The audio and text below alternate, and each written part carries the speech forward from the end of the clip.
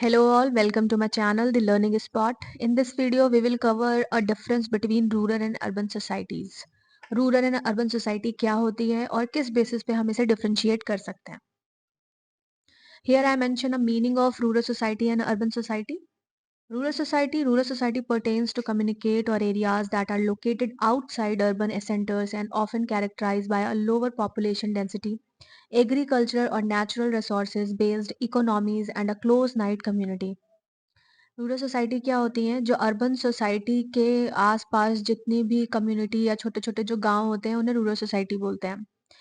ये totally agriculture पे focused होते हैं. इनका एम्प्लॉयमेंट एग्रीकल्चर से जनरेट होता है. पॉपुलेशन कैसी होती है? लोअर पॉपुलेशन डेंसिटी होती है. बहुत कम लोग होते हैं इन सोसाइटीज में.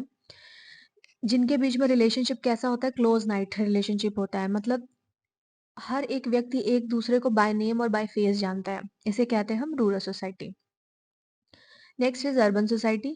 Urban societies refers to communities or areas located in cities and towns characterized by higher population density, diversified economic activity, advanced infrastructure, and a more cosmopolitan lifestyle.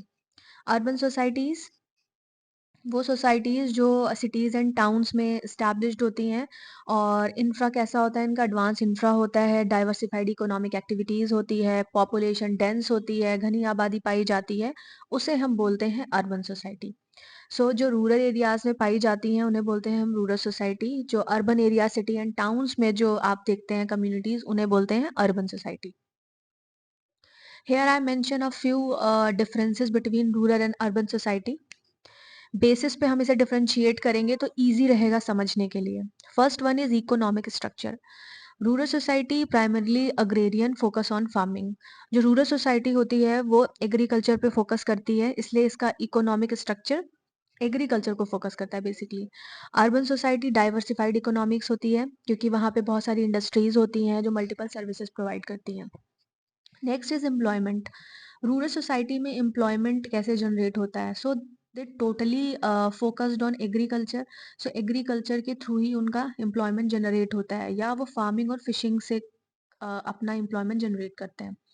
While urban societies have diversified job opportunities in various sector. Multiple industries होती हैं जो multiple employment provide करती हैं urban societies में. Next है income level. As you all know कि rural society agriculture पे focus करती है और उसी पे बेस्ड होती है, इसलिए वहाँ की जो इनकम लेवल होता है वो लो होता है. और हायर सोसाइटी में मल्टीपल इंडस्ट्रीज पाई जाती हैं, डाइवर्सिफाइड जॉब अपॉर्चुनिटीज होती हैं, इसलिए वहाँ का इनकम लेवल हायर होता है. नेक्स्ट है पॉपुलर डेंसिटी. आपने भी डेफिनेशन में भी देखा रूरल सोसाइटी की जो पॉपुलेशन है वो लो होती है कंपैरिजन टू अर्बन सोसाइटी, क्योंकि रूरल सोसाइटी में जो उसकी डेंसिटी है कम है, लोग बाय फेस एक दूसरे को जानते हैं. वाइल अर्बन सोसाइटी में लार्ज नंबर ऑफ पीपल होते हैं, बहुत सारी कम्युनिटीज होती हैं, डिफरेंट डिफरेंट कम्युनिटीज, इसलिए वहाँ की जो पॉपुलेशन होती है वो डेंस होती है, हायर होती है. नेक्स्ट है कम्युनिटी स्ट्रक्चर. कम्युनिटी का स्ट्रक्चर कैसा होता है रूरल सोसाइटी में? Close night, by face by name लोग एक दूसरे को जानते हैं. वाइल अर्बन सोसाइटीज ज़्यादा लोग होते हैं, इसलिए वहाँ का स्ट्रक्चर कैसा होता है? कॉम्प्लेक्स, क्योंकि उसमें डिफरेंट डिफरेंट कम्युनिटीज़ के लोग एक जगह पे रहते हैं, इसलिए वहाँ का स्ट्रक्चर कैसा होता है? सोशल स्ट्रक्चर कॉम्प्लेक्स होता है. नेक्स्ट है सोशल इंटरेक्शन. रूरल सोसाइटी में लोग एक दूसरे से वन टू वन इंटरेक्ट करते हैं, कम्युनिटी ओरिएंटेड होते हैं लोग. जो कम्युनिटी के होते हैं वो मिल के चलते हैं और एक दूसरे को मतलब बाय नेम बाय फेस जानते हैं, कम्युनिटी ओरिएंटेड होते हैं basically.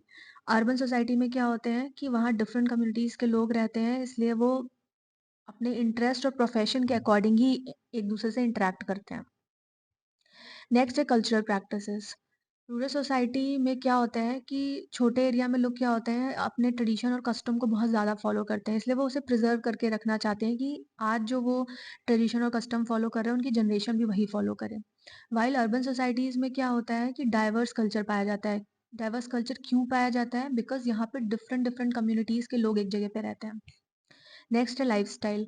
Connected to nature. Rural society में लोग नेचर से ज़्यादा कनेक्टेड रहते हैं, इसलिए उनकी life style simple living and high thinking पे वो बिलीव करते हैं.